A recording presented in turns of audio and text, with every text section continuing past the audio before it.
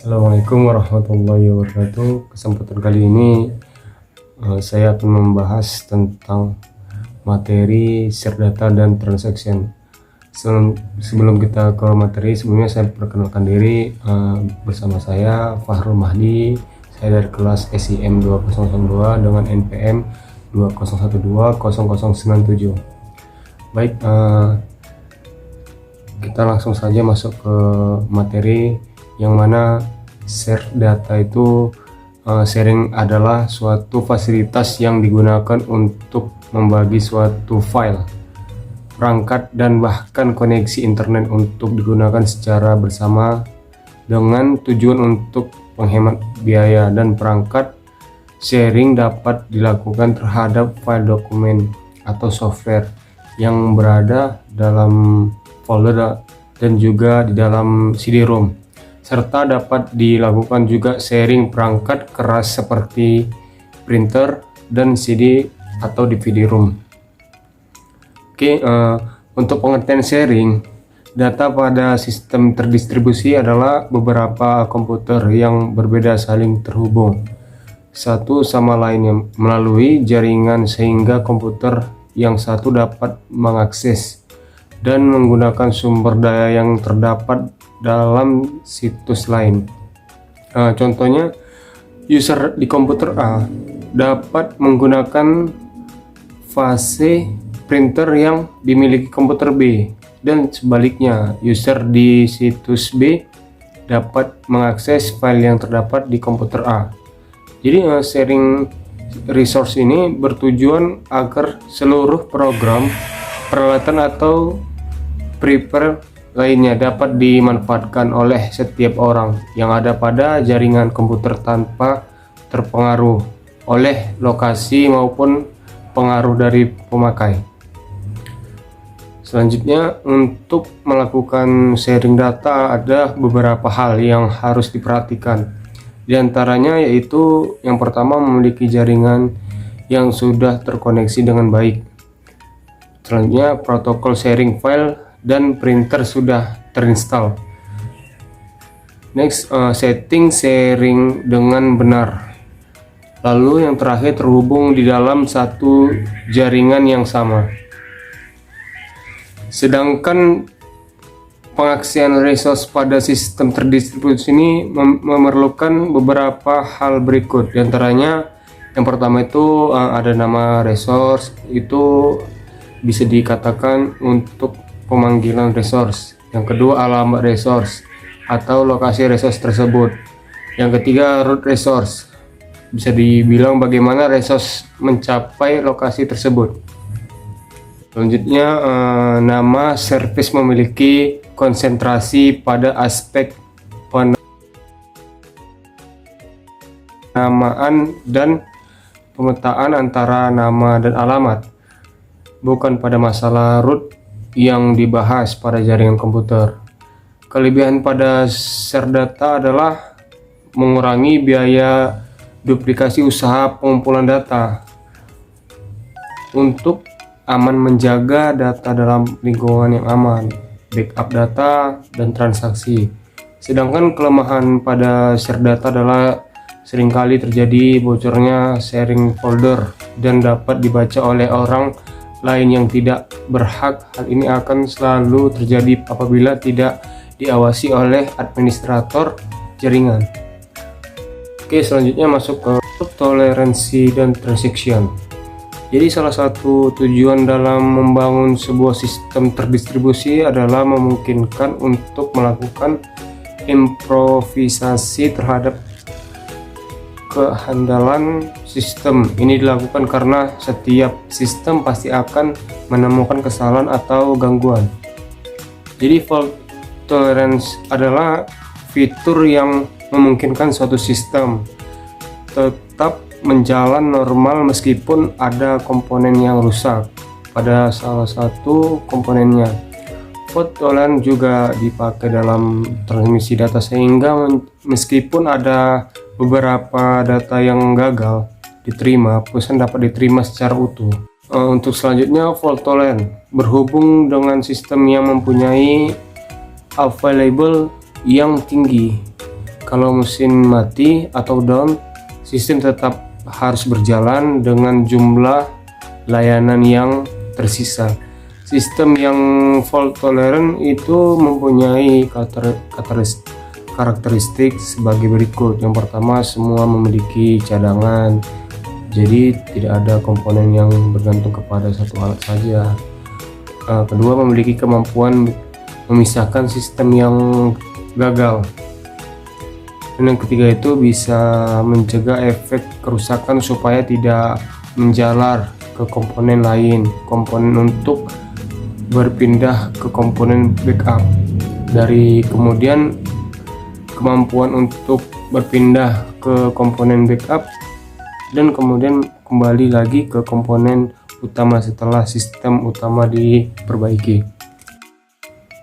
Next, untuk data dalam sistem terdistribusi ini tidak boleh hilang ya. Oleh karena itu, copy dari data atau resource lainnya tersebut disimpan secara redundant pada server lain, tapi tetap harus dijaga konsisten datanya dengan membuat sistem terdistribusi yang fault toleransi. Maka sistem harus bisa mendeteksi kegagalan dan melakukan tindakan dasar sebagai berikut. Yang pertama, mask the fault, atau bisa dibilang menutupi kegagalan. Tugasnya harus dapat dilanjutkan dengan menurunkan kinerja, tapi tanpa terjadi kehilangan data atau informasi. Yang kedua itu ada fault graceful, bisa dikatakan membuat suatu antisipasi terhadap suatu kegagalan ke suatu prosedur yang telah direncanakan dan memungkinkan untuk menghentikan proses dalam waktu yang singkat tanpa menghilangkan informasi atau data. Oke, selanjutnya transaction. Jadi transaction itu merupakan bagian dari pengeksekusian sebuah program yang melakukan pengasihan basis data dan bahkan juga melakukan serangkaian perubahan data, atau bisa disebut DBMS. Yang kita gunakan harus menjamin bahwa setiap transaksi harus dapat dikerjakan secara utuh atau tidak sama sekali. Jadi untuk menjamin agar integritas dapat tetap terpelihara, maka setiap transaksi harus memiliki sifat-sifat. Yang pertama itu ada atomic. Jadi atomic ini dimana semua operasi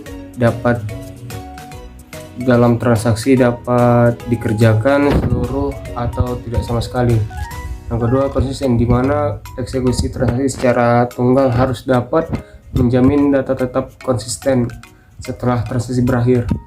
Yang ketiga itu terisolasi, jika pada sebuah sistem basis data terdapat sejumlah transaksi yang dilaksanakan secara bersamaan, maka semua transaksi yang dilakukan pada saat yang bersamaan tersebut harus dapat dimulai dan bisa berakhir. Yang keempat itu ada bertahan, di mana perubahan data yang terjadi setelah sebuah transaksi berakhir dengan baik harus dapat bertahan bahkan jika seandainya sistem menjadi mati. Next, untuk sebuah transaksi dapat menghasilkan dua kemungkinan. Ada yang kedua itu jika transaksi tidak sukses maka transaksi dibatalkan dan basis data dikembalikan ke keadaan konsisten sebelumnya. Dan ada juga status yang dapat dicapai oleh sebuah transaksi sejak mulai dilaksanakan hingga selesai atau batal. Di situ ada 5 poin ya yang harus dipahami. Selanjutnya di sini ada replication ya.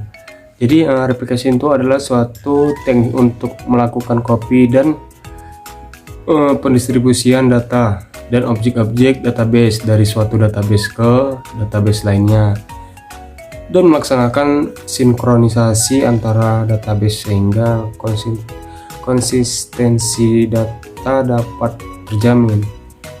Jadi dengan menggunakan teknik replikasi ini, data dapat didistribusi ke lokasi yang berbeda melalui koneksi jaringan lokasi maupun internet. Jadi replikasi juga memungkinkan untuk mendukung kinerja aplikasi penyebaran data fisik sesuai dengan penggunaannya, seperti pemrosesan transaksi online dan DSS, atau bisa juga pemrosesan database terdistribusi melalui beberapa server. Jadi untuk keuntungan replikasi tergantung dari jenis replikasi, tetapi pada umumnya replikasi mendukung ketersediaan data setiap waktu dan dimanapun diperlukan. Adapun keuntungan lainnya adalah di sini ada 7 poin ya. Salah satu yang harus kita pahami itu yang penting meningkatkan kerja pembacaan. Data dapat ditampilkan seperti layaknya melihat data tersebut dengan menggunakan aplikasi berbasis web. Jadi di sini ada berikut adalah jenis-jenis replication. Jadi jenis-jenis replication itu ada 3 ya. Pertama itu snapshot replication, merge replication, dan transactional replication. Jadi untuk yang dimaksud dengan snapshot replication ini ada mendistribusikan data yang dapat dilihat pada saat tertentu tanpa melakukan update. Jadi mungkin itu yang bisa saya sampaikan materi tentang set data dan transaction. Mungkin ada pembahasan yang lain, mari kita bahas nanti di kolom komentar di bawah ini ya. Mungkin itu saja yang bisa saya sampaikan. Saya tutup. Bila taufiq wal hidayah. Wassalamualaikum warahmatullahi wabarakatuh.